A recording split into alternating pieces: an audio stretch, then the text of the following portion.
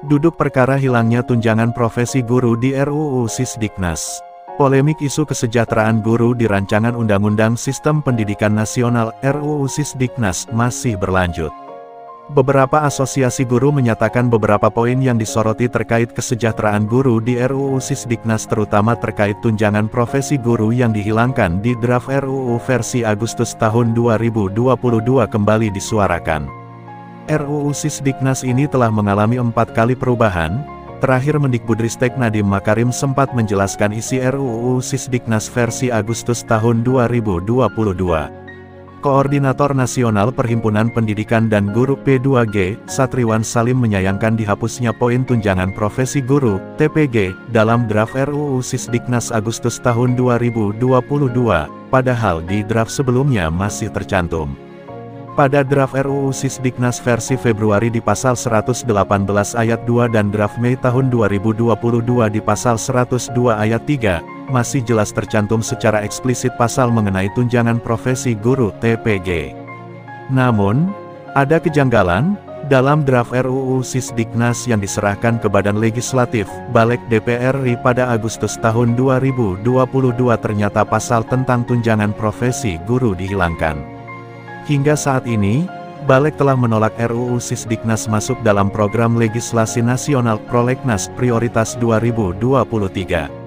Satriwan menerangkan, dalam pasal 105 huruf AH yang memuat hak guru atau pendidik, tidak satupun ditemukan klausul hak guru mendapatkan tunjang profesi guru. Pasal ini hanya memuat klausul hak penghasilan, pengupahan dan jaminan sosial. Berbanding terbalik dengan UU Nomor 14 Tahun 2005 tentang guru dan dosen yang secara eksplisit, jelas mencantumkan pasal mengenai TPG. Melihat perbandingan yang sangat kontras mengenai tunjangan profesi guru antara RUU Sisdiknas dengan UU Guru dan Dosen, jelas tampak RUU Sisdiknas berpotensi kuat akan merugikan jutaan guru di Indonesia, kata Satriwan melalui keterangan tertulisnya. Menanggapi protes dari asosiasi guru ini, Mendikbudristek Nadiem Makarim menjelaskan jika RUU Sisdiknas menjamin guru-guru yang sudah mendapat tunjangan profesi akan tetap menerimanya hingga pensiun. Saat ini, kata Nadiem, ada sekitar 1,3 juta guru yang sudah menerima tunjangan profesi guru. Founder Gojek ini menegaskan tunjangan akan tetap diberikan sebagaimana diatur dalam pasal 145 ayat 1 RUU Sisdiknas. Menurut dia, RUU Sisdiknas ini nantinya akan menggantikan UU 14/2005 tentang guru dan dosen. Secara eksplisit, ini sudah ada jaminannya. Ada ketentuan transisi yang menjadi pengganti dari undang-undang yang dicabut. Jadi itu aman, kata Nadiem dalam video berjudul, Kupas Tuntas Isu Kesejahteraan Guru dalam RUU Sisdiknas. Di sisi lain, masih terdapat sekitar 1,6 juta guru yang belum memiliki sertifikasi, sehingga belum bisa menerima tunjangan profesi guru. Jika RUU Sisdiknas ini diloloskan, kata Nadiem, mereka akan bisa langsung menerima tunjangan tanpa harus menunggu proses sertifikasi dan mengikuti program pendidikan profesi guru (PPG) yang antreannya panjang, bisa sampai 20 tahun.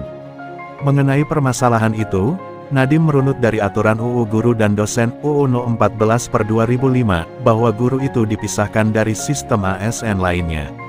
Namun, proses untuk mendapat tunjangan profesi guru tersebut dikunci oleh syarat sertifikasi PPG. Sementara sistem kita punya kapasitas yang terbatas untuk PPG per tahun kira-kira maksimal 60-70 ribu. Itu pun PPG masih harus dibagi dua, yakni PPG untuk guru-guru baru, yang mengganti guru pensiun, dan guru-guru dalam jabatan, yang masih antre sampai sekarang dapat sertifikasi, jelas Nadiem. Tak heran, sejak UU Guru dan Dosen itu dirilis tahun 2005 hingga tahun ini, hanya 1,3 juta guru yang baru mendapat sertifikasi.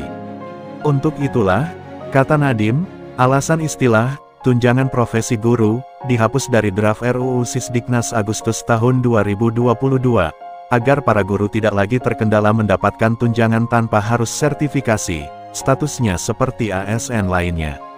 Itulah mengapa kita harus mengeluarkannya istilah tunjangan profesi guru, sehingga kita bisa memberikan tunjangan sekarang, bukan dalam 20 tahun ke depan, imbuhnya.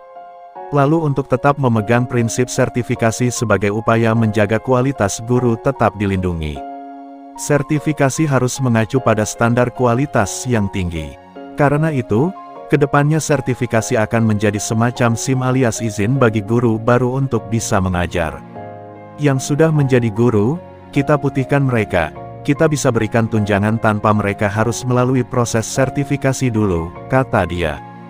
Kemudian, Nadiem mengatakan adanya pengakuan sebagai guru bagi tenaga pendidik di PAUD, pendidikan kesetaraan, dan pesantren formal. Saat mereka memenuhi syarat, mereka bisa juga menerima tunjangan, pungkas Nadiem.